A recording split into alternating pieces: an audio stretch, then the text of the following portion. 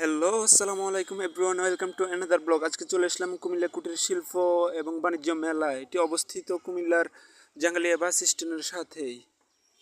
20 April এটা উদ্বোধনের কথা থাকলেও এখনও উদ্বোধন করা হয় নাই, কারণ এখানে এখনও কাজ চলতেছে, কাজ এখনও সমাপ্তি হয় নাই। কুমিল্লায় এই প্রথম এত বৃহৎ পরিসরে এই বাণিজ্য মেলাটির আয়োজন করা হয়েছে। শিশুদের বিনোদনের জন্য এটি নিরাপদ এবং সঠিক একটি জায়গা। আমাদের উদ্দেশ্য ছিল কুমিল্লার এই বাণিজ্য মেলাটি ঘুরে দেখার, কিন্তু এখানে কাজ শেষ না হওয়ার কারণে আমরা চলে গেলাম ধর্মসাগরের পাড়ে। এখানেও অন্ধকার নেমে যাওয়ার কারণে আমরা চলে আসলাম ভূতের বাড়ি রেস্টুরেন্টের সামনে। মানুষের গন্ধ পাও।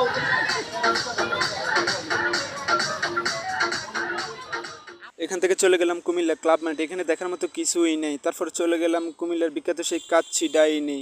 অর্ডার করলাম, অর্ডার আসলো, সবাই মিলে খেতে বসলাম।